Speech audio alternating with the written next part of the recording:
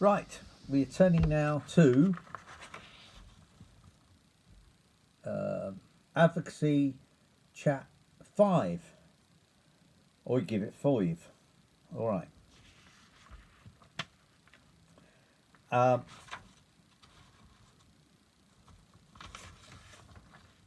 want to deal with now thinking about strategy and tactics because obviously that's going to have a direct effect on your advocacy in the court and your preparation. I would say the first thing to do when you're faced with a trial is to look at whether you need any independent expert advice, whether you need any independent investigation, looking at your case as well as the prosecution case. For instance, I remember a case, impairment of memory, so I hope the point comes out, even though the facts aren't that accurate. But I remember a case where the prosecution, it was an importation of drugs from Hong Kong, and it was an importation into the UK. It might have been en route to the US as well, but I can't remember now. Anyway, the courier got caught, and my client was so-called the escort.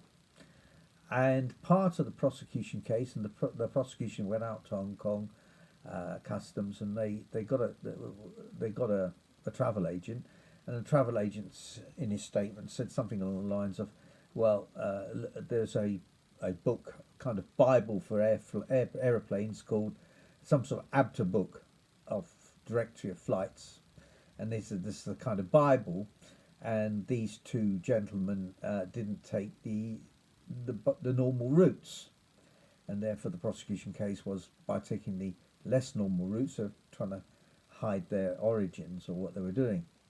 Anyway, I'm a great believer in going out to countries and investigating, particularly in duress cases, where a client's international drug smuggling has said that he was forced into doing it, and it was Big Bad Joe.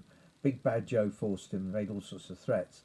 Now, you could just go on that evidence, but fly out there, get the existence of Big Bad Joe. You've got to be careful because you could be at risk. Just pausing there for a moment. If your client tells you there's Big Bad Joe and you go out to whichever country it is, and Big Bad Joe does exist, and you find him and he shoots you dead, the chances are your client's going to say to the court, well, look, he said, Big Bad Joe scared me. Look what he did to my solicitor. So, you've got to be careful with doing these things. And the second issue, of course, is legal aid. I used to have a continual battle with the legal aid authorities in trying to get extensions. Very often I went on my own expense, and excuse me, I'll come back. Well, I'm back. I'm not going to edit these things. This is homemade, so there you are. It's homemade. You've got to take the wheat with the chaff. Also, of course, not having many subscribers who are not inundated with loads and loads of adverts. Anyway, so legal aid is where I got up to. I used to sometimes travel out there and argue about getting the costs later on, getting the money back reimbursed. With the drug, for just aside and commenting for a while, with the importation of drug offences attracting such huge sentences historically, I think one's almost duty bound to take on these cases and do the necessary travelling. I know one can't be criticised if you get no legal aid and you're going to rely on your client's instructions. I don't suppose there's a criticism in that. But I just believe you have to do it. And the other thing, of course, with drug offences, we have these sort of like sentencing guidelines for percentage quality of the amount of drugs people are carrying. Well, most of these couriers don't know what they're carrying. They get told all sorts of lies, most of them. They come from countries with no benefits. I once photographed, there were some guilty pleas. I was doing some trials out in Jamaica, and I was also doing some guilty pleas as well. I took some photographs of where these people lived, like in sort of like garden sheds. And how on earth we seem to think that if we give a courier something like 10, 15 years, that's going to deter other people from these villages from coming here. I don't understand it. Nobody reads the All England Law reports. Nobody rings the press. So, you know, they're all being used. I mean, I won't talk about drugs. That might be another another discussion for another time. In fact, it will be actually. It will be a good because I'm sure there's a lot of my colleagues, former colleagues, police officers and so on, that would be quite happy to get involved in a discussion about that.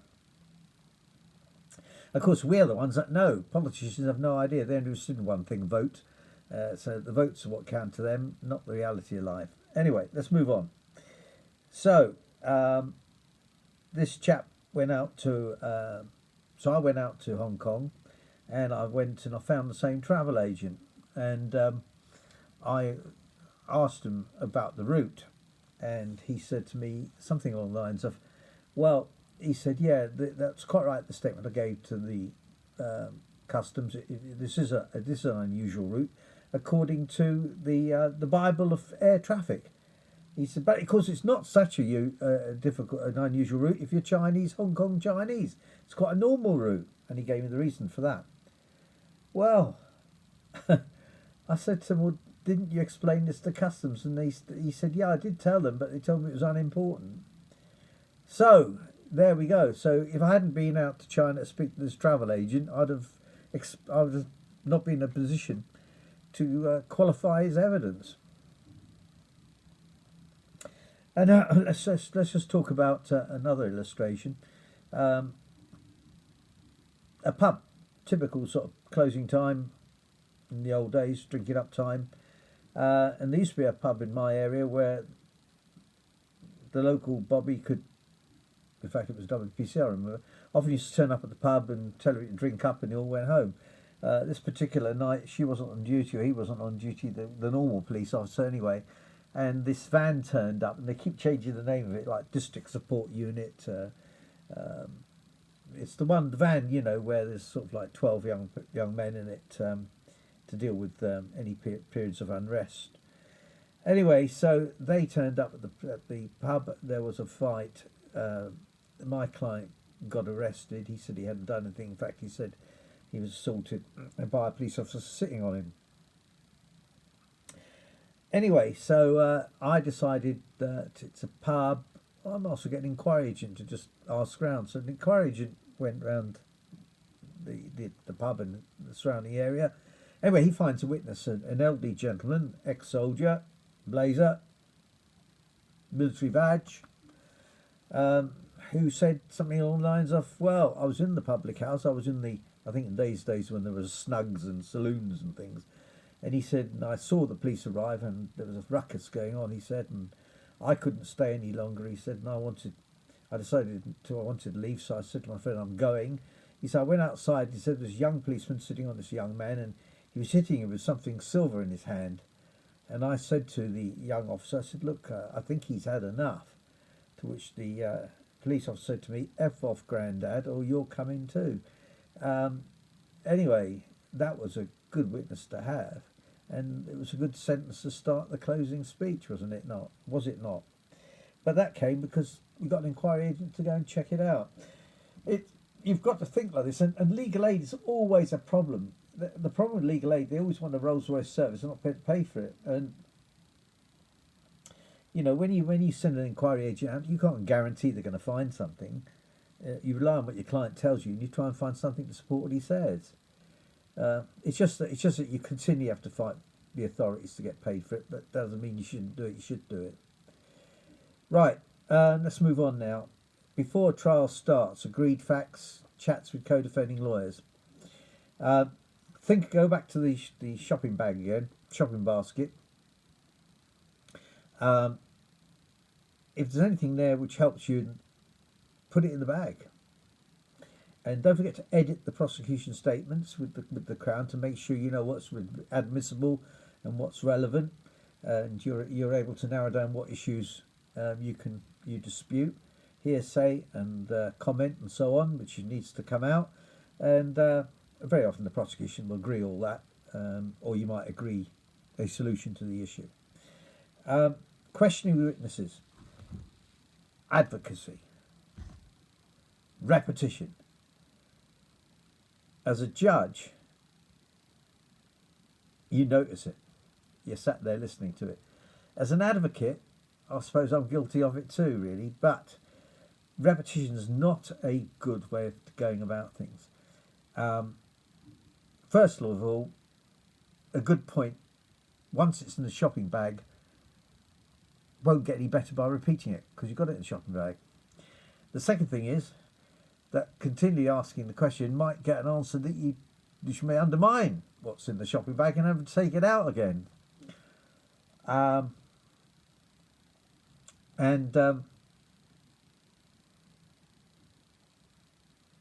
you've got to be, so basically really a good question doesn't get any better by repeating it, and a bad question doesn't get any better by highlighting it. So move on with that. Now, in your enthusiasm, or our natural enthusiasm to get the grips with a cross-examination with the witness, one's got to be robust, put your points, but careful of crossing the line to bullying. The judge will stop it. If you don't, you could also get a comment you don't really want. Careful cross-examination is far better with a good foundation. With police officers, cross-examining police officers, they're not in court as often as they used to be when I was younger. I mean, you sometimes speak to some police officers who've sort of 10 years in and never been to court at all. I don't know whether that's asking for an indication of plea or the technology's improved to get more guilty pleas. I don't know what the situation is, but anyway, police officers could often people give evidence before. They know better than any other witness, but of course, experience tells. So I always think when I'm cross-examining a police officer, is always try and get them off the notebook, if I can, so it puts them in the position of an ordinary witness, particularly if you're trying to undermine, or your client tells you that he doesn't agree with the notebook. And when you are asking questions of anybody, don't go fishing. Make sure you've got some kind of evidential reason for doing it. When you just pull a question out of the air because it seems a good idea, you've got to be able to justify these questions. There's got to be a foundation for the questions. Contradictory evidence. Well, if you get that, how do you use it? Well, clearly in the closing speech. Closing speech. Do you use it though in cross-examination of the witness? Could be. You have to think about that. It may be a matter of a re-examination by the person whose witness it is, if you've got a contradictory point. If you're laying a groundwork, of course, then you I mean, for instance, I suppose the sort of thing would be if somebody's saying that he was being assaulted. You could lay the groundwork as to the comparable sizes and things, and before drawing a conclusion. But basically, contradiction is part of what the job is in terms of advocacy, and circumstantial evidence, of course. Remember, of course, you're not trying to prove somebody didn't do something. You're just going to try and show the element of doubt. Doubt is all you need to do in a criminal case. Now, also, you can ask too many questions. Once you've got your point in the shopping bag, keep it. Now, I can't remember where I got this illustration from, but there was a dispute. There was a question of a cross-examining of a police officer who's meant to have come across and grabbed the defendant without the defendant hearing him coming, and that was in dispute, or something was in dispute. Anyway, the point I'm trying to say is this. The questioning of the police officer went, well, officer, this was a cobbled street. I think the officer said he took him by surprise, the defendant. So you say, officer, is it a cobbled street? He was asked, yes, it was a cobbled street. And he said, and these were the days when they used to wear hobnail boots. So you're wearing hobnail boots? And the officer said, yeah, I was wearing hobnail boots. And it was night and quiet at the time. Yes, it was night and quiet at the time. And your boots would have made a noise, would they not, on the cobblestones? Anyway, so really the point had been made, but of course couldn't resist asking, well, how is it that you think you were able to creep upon the defendant without him hearing you? And his answer was, I was on a bicycle. Now that's not a great story, but you know, it just shows you that sometimes you've got to be careful with these continual questions. Now, leading questions. Now, when I first qualified, solicitors, as I say, weren't taught evidence and picked it up as they went along. The bar training was a lot better in those days, and of course, now advocacy is a subject in itself. Anyway, that's my doorbell. I'm going to stop now.